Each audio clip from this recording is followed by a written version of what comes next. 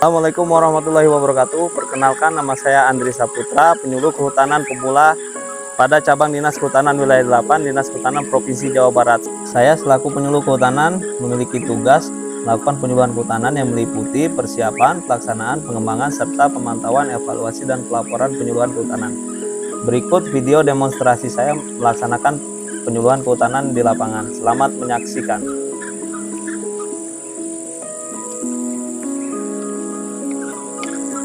Assalamualaikum. Waalaikumsalam. Silakan masuk, Pak. Silakan. Iya, Pak. Silakan. Silakan duduk, Pak. Siap, terima kasih Pak. Ya. Gimana, Pak?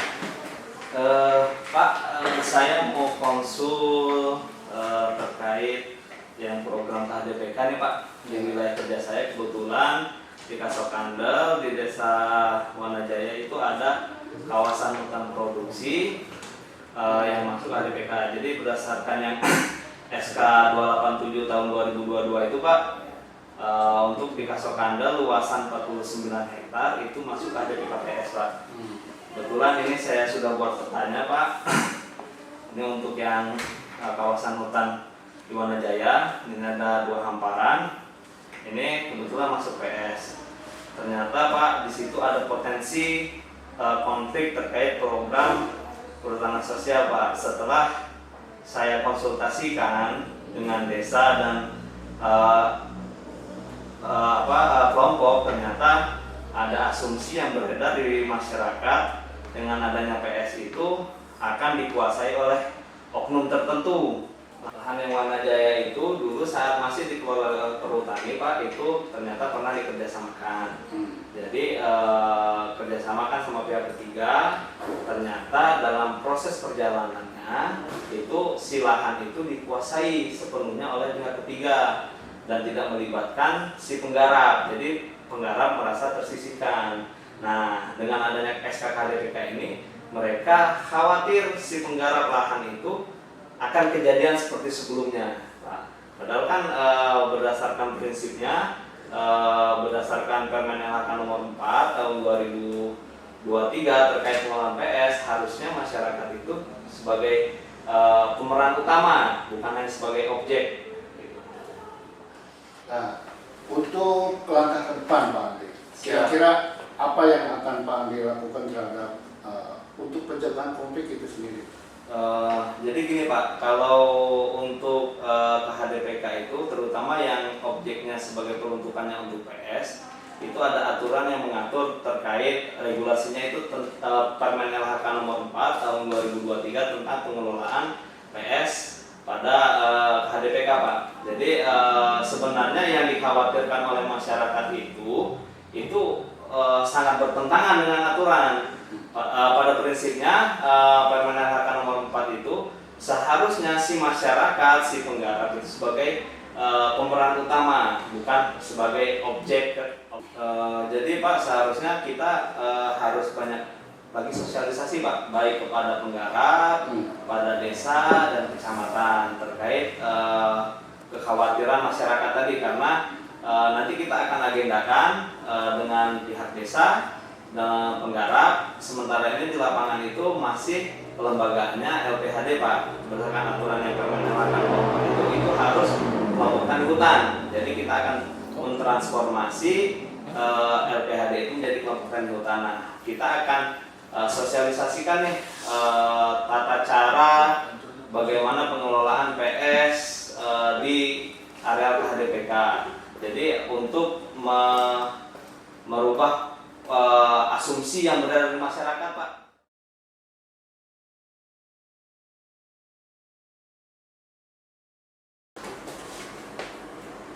Assalamualaikum Pak Camat. Pak Andri, apa kabar Pak Andri? Alhamdulillah baik. Pak Camat, kabarnya? Alhamdulillah, silakan duduk. Gimana nih Pak Andri, ada yang saya bisa bantu nih? Mau konsultasi terkait ini Pak Camat, program perhutanan sosial khususnya di kecamatan kita ini di Kasokandel. Ini nih Pak Andri, untuk kawasan hutan yang di Kasokandel itu di wilayah mana aja nih? Oh ya, kebetulan ini saya bawa data pertanyaan. Pertama nanti saya bawakan pertanyaan. Jadi kalau berdasarkan SK 6603 tahun 2021 tentang perkembangan pengukuhan kawasan hutan di Jawa Barat sampai tahun 2020 untuk Kecamatan Kasokandel sendiri itu ada di 3 desa Pak Camat. Mana-mana aja tuh. Nah ini yang kuning-kuning nih Pak Camat. Ini status kawasannya itu hutan produksi. Ini ada di Desa Gandasari, Desa Gunung Sari, sama Wanajaya. Ada 3 desa. Nah, untuk Gandasari sendiri itu luasnya 6,99 hektar. Ya. Terus Gunung Sari itu 19,29, Wanajaya itu 49,23. Nah, untuk yang Gandasari sama Gunung Sari ini Pak Camat ini dikelola sama ini tetangga kita, Balai Diklat. Balai Diklat karena kan hutan produksi peruntukannya untuk HDTK, kawasan hutan dengan tujuan khusus. Nah, ini yang di Gandasari sama Gunung Sari ini dikelola oleh UPT-nya Kementerian Balai Diklat, Balai Diklat Lingkungan Hidup dan Kehutanan. Kadipaten itu tenaga kita yang di Sawalari.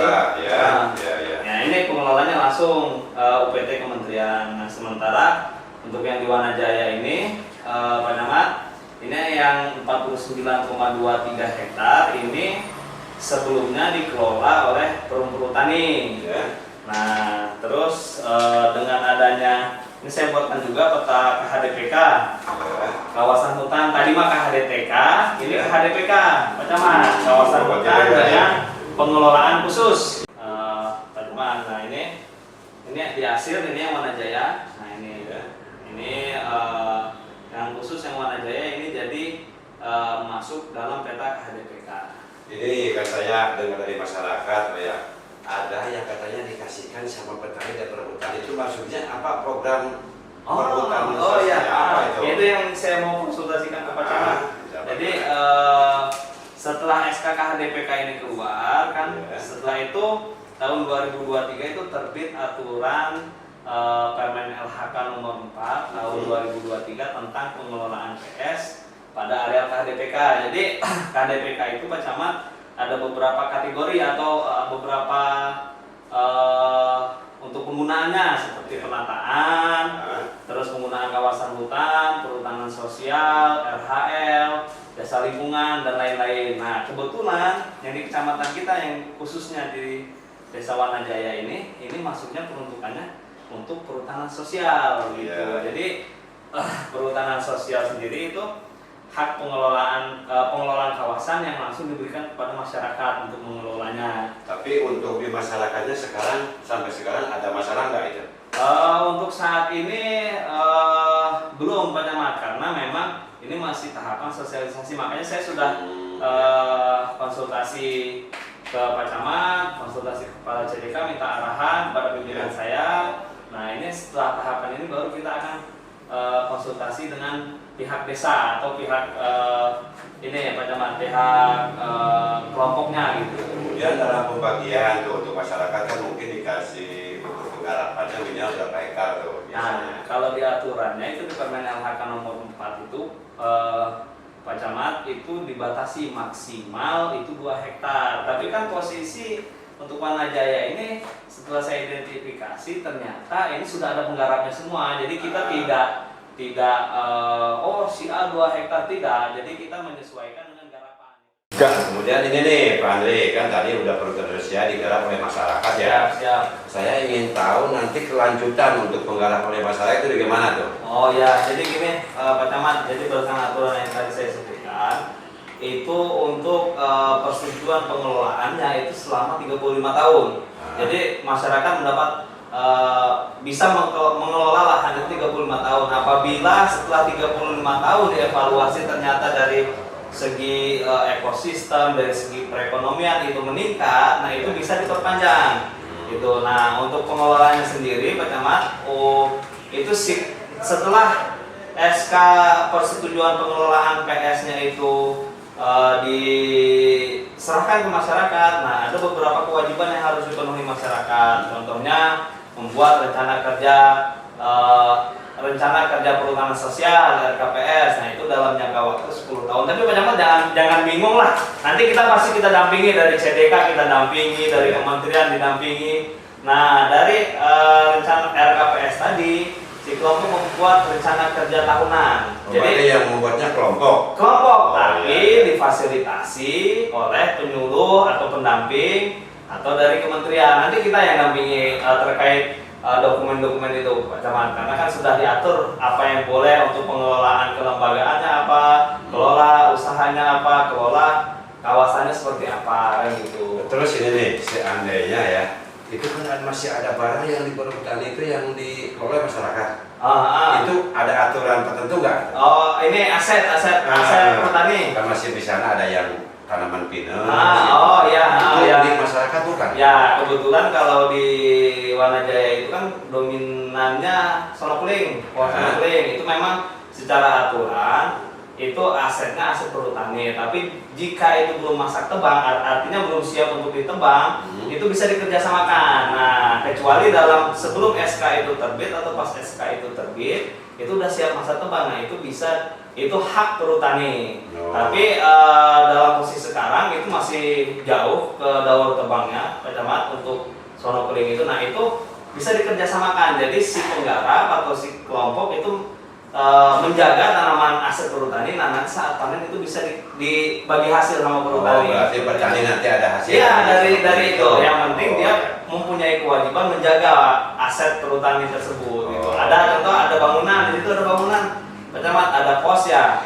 Nah, pos itu aset perhutani, kecuali perhutani menghibahkan ke kelompok itu hak kelompok. Ya.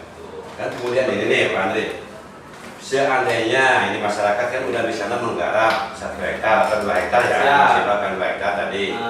Dan seandainya yang menggarap itu meninggal, itu ada aturan lain nggak? Jadi secara aturan itu bisa dilanjutkan pengelolaannya kepada anak, ahli waris gitu. Itu secara pengelolaannya bisa dikelola oleh anaknya atau cucunya. Nah, itu secara pengelolaan bisa itu Pak Camat gitu.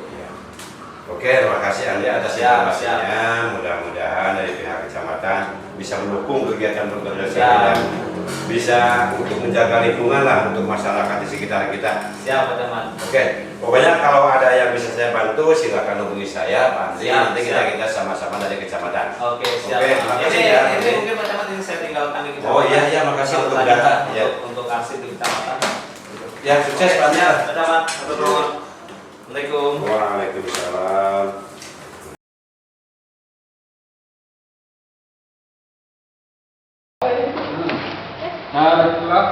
Assalamualaikum warahmatullahi wabarakatuh. Waalaikumsalam warahmatullahi wabarakatuh.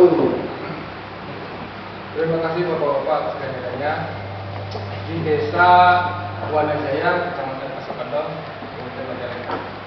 Hari ini kita kedatangan tamu dari teman-teman dari CDK 8, penyuluh perhutanan itu Pak Andri dan Pak Bayu, dalam rangka sosialisasi perhutanan sosial yang ada di Kabupaten Majalengka. Mungkin sebelumnya saya perkenalkan dulu, ini Pak Andri, beliau penyuluh perhutanan di Kecamatan Pasokandong dan Lelumudin. Ini juga Pak Bayu sama dari CDK yang hari ini akan menyampaikan apa itu perhutanan sosial. Mungkin masih asing bagi kita.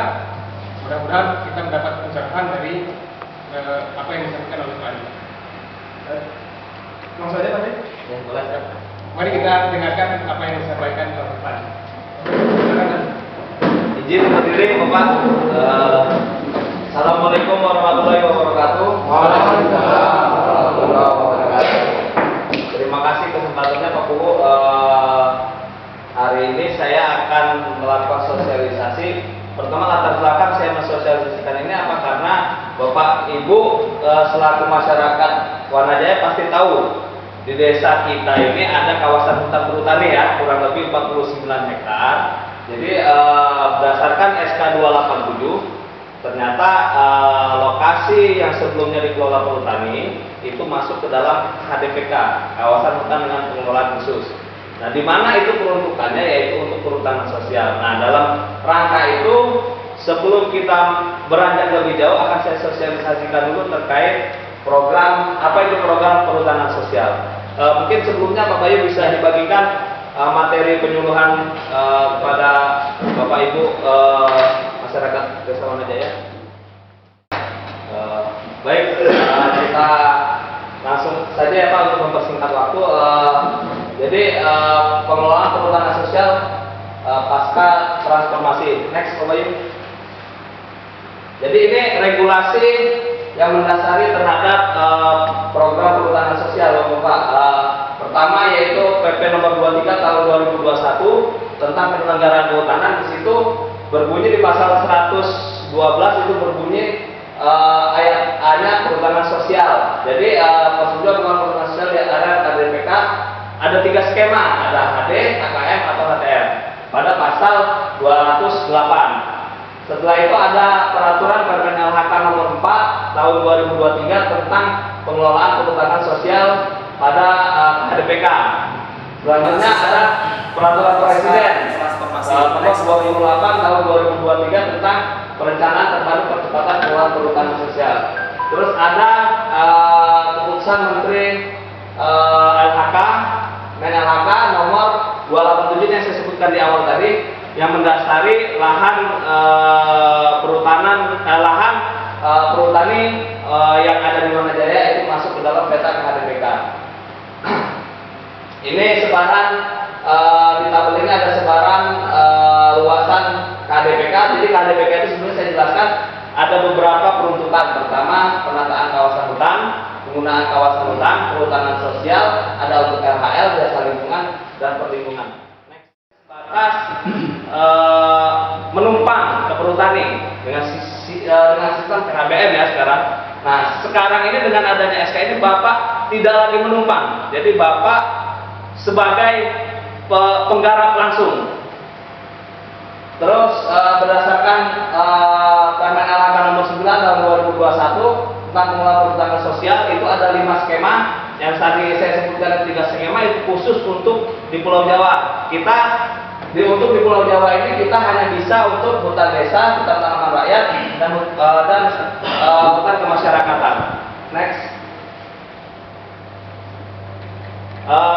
Ada subjek perhutanan sosial apa saja sih?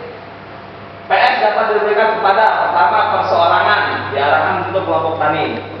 Terus koperasi setempat bergerak di bidang pertanian, hortikultura, peternakan dan atau kehutanan.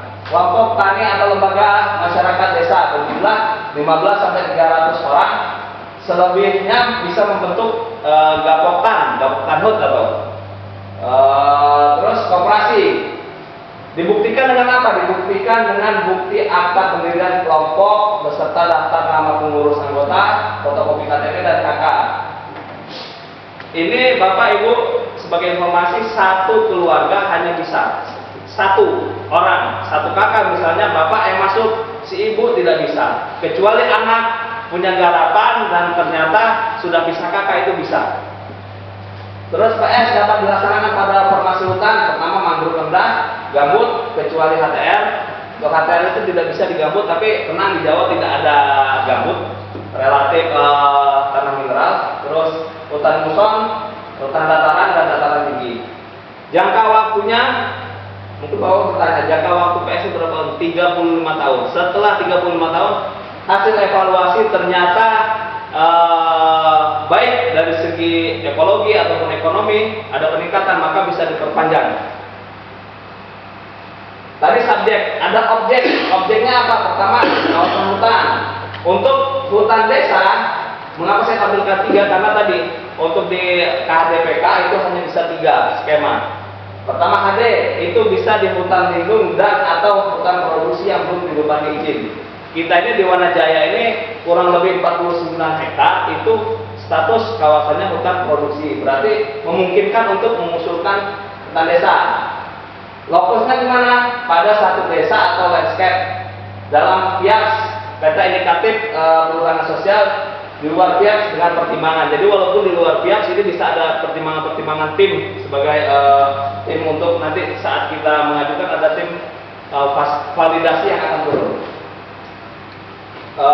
Terus HKM lindung dan atau hutan produksi yang belum diberi izin. Nah, kita memungkinkan juga nanti untuk skema tergantung kepada Bapak saat kita aspal, saat kita tentukan mau skema seperti apa. Tentu dalam pelaksanaannya nanti berbeda-beda. Tapi kita tetap di awal ini kita fokus untuk bagaimana untuk mencapai proses legal dulu. Terus HTR, HP yang belum dirubah izin. Jadi untuk skema hutan tanaman rakyat itu khusus di hutan produksi karena fokus pengelolaan perhutanan sosialnya kepada produksi hasil hutan kayu. Next, Bapak Ibu tidak boleh memindah tangankan atau menjual, itu dilarang. Terus menanam kelapa sawit, alhamdulillah kita di Jawa budaya masyarakat tidak menanam sawit. Ini kebanyakan di Sumatera itu. Jadi sawit itu haram hukumnya, di sini dijelaskan dilarang. Mengagungkan area kerja persetujuan, nggak boleh Bapak Ibu mengagungkan ke pinjol atau ke bank emok, dilarang. Menyewakan area persetujuan pengelolaan perhutanan sosial, menyewakan tidak boleh Bapak Ibu. Pemerintah memberi akses hak kelola kepada masyarakat supaya perekonomian meningkat, bukan untuk disewa-sewakan. Next. Ini pemanfaatan aset yang saya bilang tadi. Jika ada di situ tanaman perhutani, tanaman ini, saya bacakan di pasal 93, aset badan milik usaha, aset badan usaha milik negara bidang kehutanan yang berada di dalam program pengelolaan perhutanan sosial menjadi tanggung jawab badan usaha negara bidang kehutanan dan pemegang persetujuan pengelolaan perhutanan sosial. Siapa pemegang? Bapak Ibu calon pemegang. Saat SK itu terbit, Bapaklah sebagai pemegang persetujuan pengelolaan. Aset badan milik negara bidang kehutanan sebagaimana dimaksud ini dapat dimanfaatkan untuk menunjang pengelolaan perhutanan sosial sesuai dengan ketentuan peraturan perundang-undangan. Dalam hal aset badan milik negara bidang kehutanan pada KDP yang belum mendapatkan persetujuan pengelolaan, aset menjadi tanggung jawab badan milik usaha bidang kehutanan dan kementerian. Jadi Bapak Ibu saat ini perizinan belum kita terima. Jadi ini aset yang di dalam itu masih aset perhutani dan kementerian. Next. Tahapan kegiatan pemanfaatan PS. Pertama ini setelah Bapak Ibu mendapatkan persetujuan pengelolaan PS. Penandaan batas areal dan blok dan persil. Dalam arti persil ini garapan Bapak Ibu nanti terpetakan di mana posisinya. Penyusunan RKPS, RKPS ini rencana kelola perhutanan sosial dan rencana kelola tahunan. Bapak Ibu, saya bilang di awal itu jangan pusing. Saat SK sudah keluar, ini semua kita dampingi. Baik administrasi, baik di lapangan. Pelaksanaan pengelolaan hutan, hasil hutan kayu, hasil hutan bukan kayu dan jasa lingkungan. Terus monet pemanfaatan hutan. Next. Nah ini peta KDPK PS di desa kita, Wanajaya. Ini kan ada 2 hamparan, itu semua alhamdulillah masuk ke PS. Ini kurang lebih 49,5. Ya benar ya Bu. Nah itu masuk ke PS. Ini dalam rangka ini nanti kita persiapkan data-data.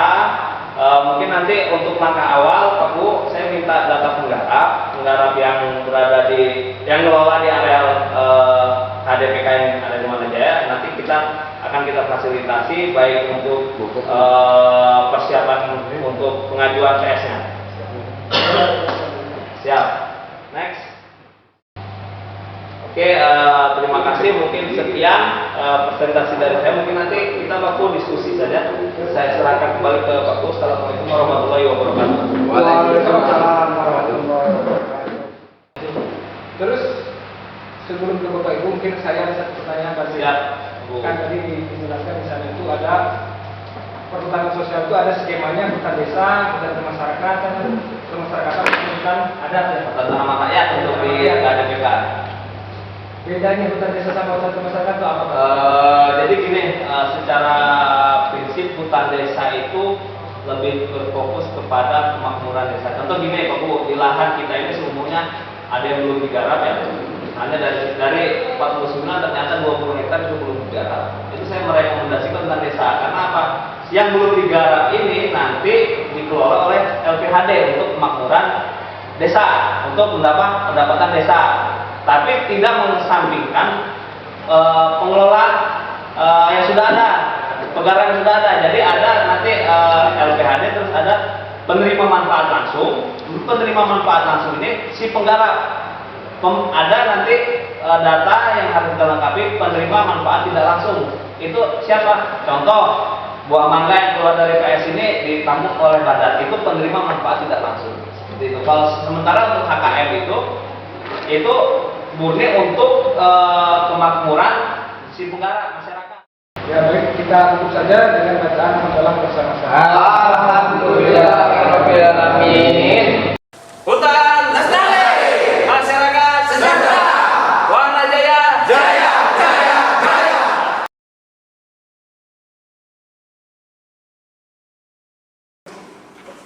Assalamualaikum, Pak Bu.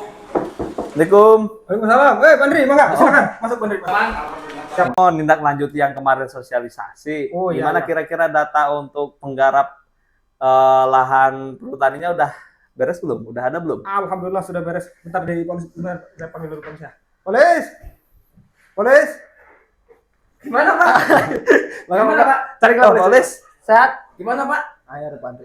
Oh, iya. Yang ini polis kemarin yang data perhutanan sosial itu udah Oh iya, beres belum ya? ketinggalan. Oh, alhamdulillah Siap. beres. Cari Pak polis Bang. Terus beres ada ya polisnya? Ya, udah diperiksa sama saya. Ini udah diperiksa, udah Oh, iya. beres. Boleh Mudah-mudahan saya lihat dulu. cukup. Ya, mangga. Bu, jadi ini nanti data saya bawa ke kantor, terus nanti mungkin saya fasilitasi untuk pembuatan proposal. Mungkin nanti kita ada ke lapangan ya, Pak Paulis. Nanti kita jadwalkan. Siap. Mungkin Siap. kita butuh beberapa kali sosialisasi lagi nih, karena kan kemarin hanya perwakilan blok ya yang hadir kan gitu. Mungkin nanti kita agendakan Siap. untuk sosialisasi lagi kan gitu. Biar nanti saya fasilitasi pembuatan proposalnya. Mungkin nanti ada pengukuran untuk pembuatan peta usulannya kan gitu. Nanti mungkin setelah itu kita kirim ke Jakarta kalau sudah beres gitu. Ini berarti ada sekitar ini 200 ya? 210 penggarap. 217. Oh, berarti 217 ya. oh ya ini yang 7 ininya. Iya, siap. Oh ya, Pak Ku, ini nanti saya bawa dulu. Saya juga buat laporan ke atasan saya kan gitu. Biar cepatlah diproses kan gitu. Tapi gimana Pandri? Kira-kira diinikan lah supaya Ya, kita sesuai prosedural aja, Pak Ku. Kan pokoknya kan tahap setiap tahapnya kita lalui, kita ini kan gitu. Yang jelas di sini masyarakat kan sangat antusias nih dengan adanya program perhutanan sosial kan gitu. Tapi tetap kita harus, tadi saya bilang kita perlu agendakan lagi ya. Pak Ku, Paulis mungkin kita agendakan lagi Mau gitu. silakan.